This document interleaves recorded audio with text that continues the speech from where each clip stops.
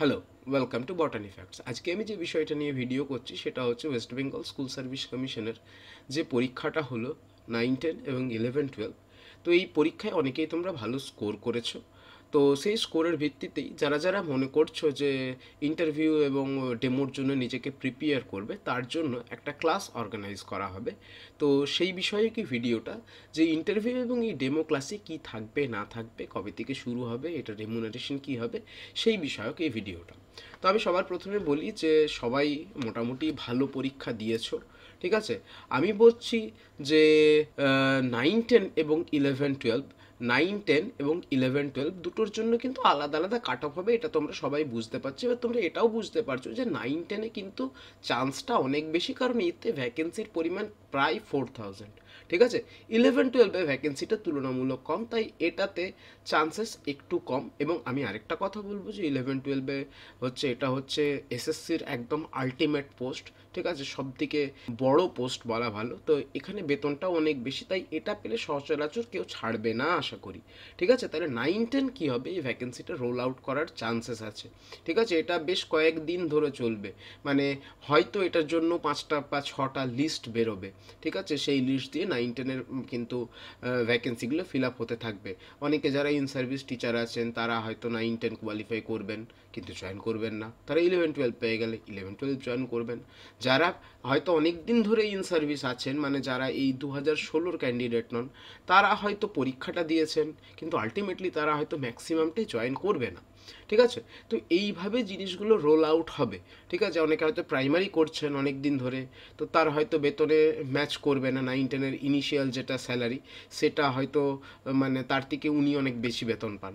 তো তাহলে তিনিও হয়তো 9, 10 চান্স পেয়েও হয়তো ছেড়ে দেবে। তাই এটার জন্য আমার মনে হয় যে মানে অনেকেই হয়তো যারা মনে করছো যে 40 পেয়েছি 9, 10-এর জন্য, আমি 40 পেয়েছি, এটাতে আমি হয়তো পাবো না, হয়তো স্বাভাবিকভাবে মানে আপাত দৃষ্টিতে তাই মনে হতে পারে যে 40 পেয়েছি হয়তো আমার হবে না।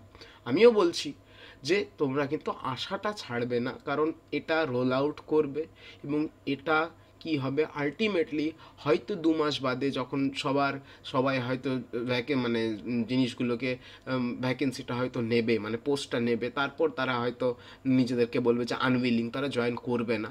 এই ভ্যাকেন্সিগুলো কিন্তু আবার অ্যাড হবে এবং আবার তোমাদের কি হবে, নতুন করে লিস্ট বেরোবে।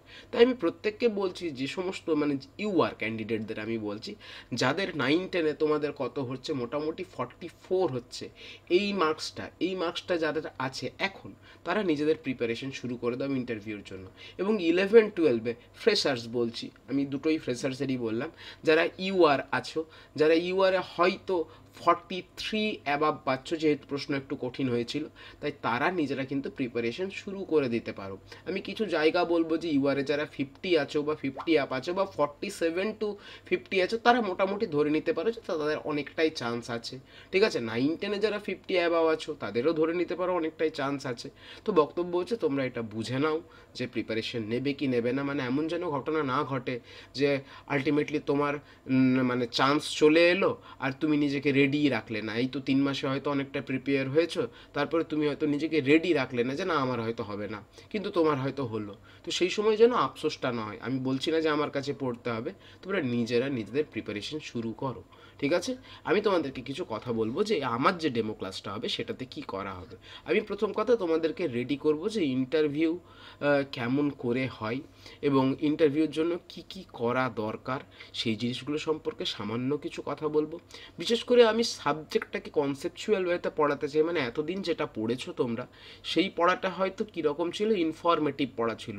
তোমাকে হয়তো বলেছে যে এটার মধ্যে এই যে 4টা অপশন দিয়েছে, এই 4টার মধ্যে কোনটা হয়তো হলোকার্পিক ফানজাই, ঠিক আছে। তোমাকে এরপর ডেসক্রাইব করতে দেবে হোয়াট ইজ হলোকার্পিক ফানজাই, ঠিক আছে। You need to explain to the মানে ইন্টারভিউ বডি।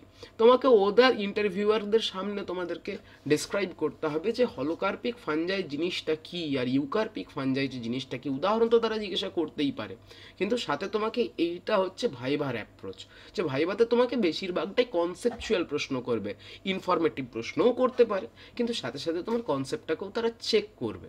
বোঝা গেছে? তাহলে সেটার জন্য নিজেকে একটু রেডি করতে হবে। আমি সেই জিনিসটা প্রিপেয়ার করাবো। এবং ডেমো ক্লাস একটা আইডিয়াল ডেমো ক্লাস কেমন হওয়া উচিত, ঠিক আছে, আমি সেটাও বলবো। আমি এই আমার চ্যানেলে দেখবে আগের দিন একটা জেনারেল মিট করা হয়েছে, যে ইন্টারভিউ এবং ডেমো ক্লাসের জন্য আমি কিছু র্যান্ডাম কথাবার্তা বলে গেছি, সাজানো গোছানো হয়তো অতটা নয়, রাফলি বলে গেছি, রলি বলে গেছি, যেটা অ্যাকচুয়াল সেই জিনিসটাকেই ডিসক্রাইব করে গেছি। তুমি ডেমো ক্লাসের জন্য হয়তো হার্ডলি মানে 4 মিনিট সময় পাবে বা 3 মিনিট সময় পাবে। এই 3 মিনিটের মধ্যে তোমাকে কিন্তু দেখাতে হবে। এর মধ্যে তুমি যদি মানে বিএডের আঙ্গিকে চলে এসো, যে অর্ধেকটা স্যারদেরকে দিয়ে বলা করাবো, অর্ধেকটা তুমি বলবে, এসে নিয়ে তুমি অভিনয় করতে শুরু করবে, হাত পান, that is not the demo class. এখানে তুমি এটা করতে পারবে না। এখানে তোমাকে 4 মিনিটের জন্য প্রপার ইন্ট্রোডাকশন সেট করো।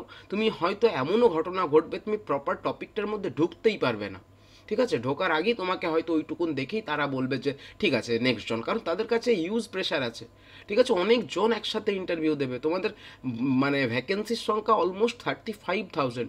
সেটাকে যদি আমি 1.6 অ্যাপ্রক্সিমেটলি 1.6-এ যাই, তাহলে তার সংখ্যাটা কততে আসছে দেখো, প্রায় 50-র কাছাকাছি, 48-50-র মতন চলে আসে। তাহলে এতজনের ইন্টারভিউ হবে, তুমি একদম ভেবো না যে তোমাকে 15 মিনিট 20 মিনিট ধরে তোমার শুধু ডেমো ক্লাসটা হবে। তোমার ইন্টারভিউ এবং ডেমো মিলে হয়তো ম্যাক্সিমাম 10 মিনিটস যাবে, সেটাও তোমার যদি সিরিয়াল প্রথম দিকে হয়, ঠিক আছে, তাইলে হয়তো 15 মিনিটস তো 10 মিনিটস, এটা হচ্ছে ম্যাক্সিমাম টাইম। তার মধ্যে তোমার ইন্টারভিউ হবে, তারপরে তোমার ডেমো হবে, দুটো একই সাথে ঘটবে, ঠিক আছে? তাহলে ডেমোর জন্য তুমি সময় খুব কম পাবে। এর মধ্যে তুমি যদি তোমার বিএডকে ঢুকিয়ে ফেলেছো, তুমি কিন্তু লুজার হবে। তোমাকে যেখানে যে তুমি কন্টেন্ট ডেলিভার করে আসবে, এই সম্পর্কিত কথাগুলোই আমি আগের দিন কিছুগুলো বলেছি, সেটা তোমরা একটু দেখে নাও, এটা একটু বড় সড়ো ভিডিও। তো আমি তোমাদেরকে বলছি যে ডেমো ক্লাসটা যে আমি শুরু করব, সেটার যেটা মান্থলি ফি সেটা হচ্ছে 1200, ঠিক আছে? এই 1200 যদি তোমরা পে করো, তাহলে তোমরা এই পুরোটা পাবে, এবং ওয়ান টাইম পেই করতে হবে। কি করতে হবে তোমাদের? ওয়ান টাইম পে করতে হবে, এবং ক্লাস কিন্তু 2-3 দিনের মধ্যেই স্টার্ট হয়ে যাবে, ঠিক আছে? আমি তোমাদেরকে বলেছিলাম যে ডেমো ক্লাসটা তোমরা যেটা দেবে, মানে সাধারণত 9-10 এই লেভেল থেকেই ডেমো ক্লাস হয়, এবং বেশিরভাগ ক্ষেত্রে হয়তো তোমার চয়েস, তুমি যেটা প্রিপেয়ার করে গেছো সেইটা, এবং ওটা যদি তুমি খুব ভালো দিয়ে দাও, তাহলে হয়তো ওনারা বলতে পারেন যে এটা তো রেডি করে এসেছিলো, তাহলে অন্য আরেকটা ট্রাই করা যাক। তো ব্যাপারটা হচ্ছে যে তুমি নিজের চয়েসে পরীক্ষা দেবে। 9-10-এর টপিককে নিয়ে তুমি হয়তো ডেমো ক্লাসটা সেট করবে। তো ব্যাপারটা হচ্ছে আমি তোমাদেরকে বলেছিলাম যে আমি কিছুটা হয়তো ইন্ট্রোডাকশন তোমাদের জন্য সেট করে দেবো, যে কেমনভাবে বলতে হবে, ছোট জিনিসের মধ্যে তুমি কতটা পড়েছো, কতটা জানো, ঠিক আছে, সব জিনিসটাকে কেমনভাবে এক্সপ্লেন করবে, আমি সেই জিনিসটা হয়তো কিছুটা আমার ক্ষমতা মতন আমি তোমাদেরকে সেট করে দেবো, ঠিক আছে? তো এটা আমি করে দেবো। এটার জন্য ওয়ান টাইম পে করতে হবে 1200। আমি একটা রুটিন পাবলিশ করব, এই ভিডিওটারই ডিসক্রিপশন বক্সে তোমাদের হোয়াটসঅ্যাপ গ্রুপের লিঙ্ক দেওয়া থাকবে, যেখান থেকে তোমরা সরাসরি ওই ইন্টারভিউর গ্রুপে জয়েন করতে পারবে, ঠিক আছে? একটাই গ্রুপ করা হয়েছে, ঠিক আছে? যদি তোমরা ওখানে ল্যাটেন্ট হয়ে বসে থাকো, ইউ উইল বি রিমুভড, ঠিক আছে? তুমি কিউআর কোড তোমাকে দেওয়া হবে, সেখানে তুমি যদি 1200 পে করো, তুমি ওখানে ক্লাস কন্টিনিউ করতে পারবে, তুমি রেকর্ডেড ভিডিওগুলো পাবে। এবং আমি তোমাদের জন্য আরেকটা জিনিসও করব, হয়তো আমি 4 জন বা 5 জনকে এক একটা দিন করে সিলেক্ট করব, তোমাদের হয়তো আমি পুরোটাই পড়ে রাখতে বলবো, বা কিছু একটা পোর্শন পড়ে রাখতে বলবো, যে আমি ওখান থেকে র্যান্ডামলি প্রশ্ন করব যে ইন্টারভিউ কেমনভাবে হয়, ঠিক আছে? কনসেপচুয়াল প্রশ্ন করব, ইনফরমেটিভ কনসেপচুয়াল দুটোকেই হয়তো একসাথে প্যারালালি নিয়ে যাব।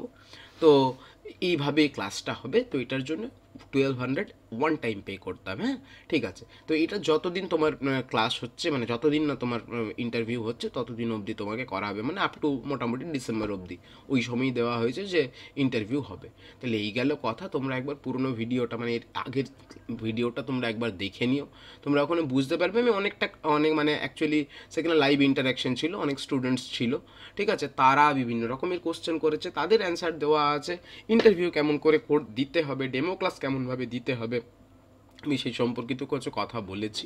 তো সেগুলো তোমরা নিজেদের মতন করে প্রিপেয়ার করো। আমি আরও আরেকটা কথা বলবো, আমার সাথে অনেক দ্বিমত থাকতে পারে, বিএডকে ভেতরে ঢুকিও না, ঠিক আছে? এটা বিএড হয়তো তুমি, আমি বলছি না তুমি অভদ্রতা করো, যে ওখানে যে যথেষ্ট নম্র বিনয়ীভাবেই থাকবে, যথেষ্ট মানে শোবার ড্রেস পোশাক পরে যাবে, ঠিক আছে? কিন্তু স্যারকে দিয়ে কিছু বলানোর চেষ্টা করো না, মানে তুমি ওটাকে ক্লাসরুম সিচুয়েশনে একবারের জন্য ভাবতে শুরু করবে না।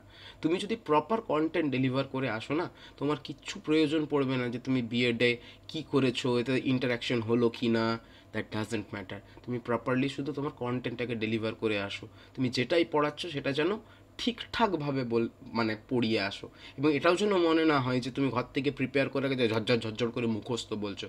না, একটু সুন্দরভাবে বলবে, ঠিক আছে? এটার জন্য মিষ্টি গলা হওয়ার প্রয়োজন নয়, এটার জন্য সুন্দর দেখতে হওয়ার প্রয়োজন নেই, এটার জন্য বিশাল সুন্দর কোনো ড্রেস পোশাক পরার প্রয়োজন নেই, এটার জন্য তোমাকে আমি বলছি মুখে হাসি হাসি আনারও হয়তো কোনো দরকার নেই। তুমি যেরকম আছো সেরকম তুমি পড়াবে, ঠিক আছে? তুমি ওখানে পড়াতে গেছো, তুমি ওখানে পড়িয়ে আসবে। তুমি আর অন্য কিচ্ছু করতে যাওনি, তুমি ওখানে দেখাতে যাওনি যে আমি হাসতে পারি, আমার গলাটা খুব মিষ্টি, আমি সেভাবে কথা বলবো, গান গাইতে যাওনি ওখানে, ঠিক আছে? তো এই সমস্ত জিনিসগুলোকে মাথায় ঢুকিও না। আমি আরও বলছি যে অ্যাকচুয়াল ইন্টারভিউতে না এইসব জিনিস দেখা হয় না, একদম দেখা হয় না। যখন তুমি তোমার টপিকে তুমি একদম স্ট্রিক্ট থাকবে, স্ট্রং থাকবে, তোমার এই জিনিসগুলো একদম মানে নেগলেক্ট করবেন তারাও। তারাও জানে যে এই জিনিসগুলো করছি, ঠিক আছে? এই জিনিসগুলোর আদতে কোনো যৌক্তিকতা নেই। তুমি নিজে ভাবো, তোমার কলেজে বা তোমার স্কুলে যে স্যার তোমাকে কত সুন্দর করে পড়াতেন, আর একজন স্যার হয়তো এসে নিয়ে, আমি কোনো স্যারের বদনাম করছি না, স্যারের তো কম বেশি হতো, তো একজন স্যার এসে হয়তো কেমন করে পড়ালেন, তোমার ওই স্যারকে কিন্তু ভালো লাগতো না। তোমাকে কোন স্যারকেই ভালো লাগতো? যে স্যার তোমাকে ভালো করে পড়িয়ে যেতেন, ঠিক আছে? যে স্যার তোমাকে ভালো করে পড়িয়ে যেতেন। পড়া জিনিসটা হয়তো তুমি সেই মুহূর্তে বুঝতে পারোনি যে এই স্যার এত সুন্দর করে পড়ায়, আমার এখন এত ভালো লাগছে। তুমি এখন যখন বড় হয়ে গেছো, তোমার একটা বোঝার ক্ষমতা চলে এসছে, তখন তুমি বুঝছো নিশ্চয়ই যে ওই স্যার সত্যিই যথেষ্ট ভালো পড়াতেন এবং শুধু কন্টেন্ট ডেলিভার করতেন, ঠিক আছে? তার মধ্যে কোনো রকম কোনো ব্যাপার ছিল না যে এসে নিয়ে আমাকে তোমাদের সামনে শো করতে হবে, মাস রেসপন্সকে আটকাতে হবে। এগুলো কিচ্ছু ম্যাটার করে না। তুমি যাবে ওখানে, তো এসব ঘটনা ঘটবে না।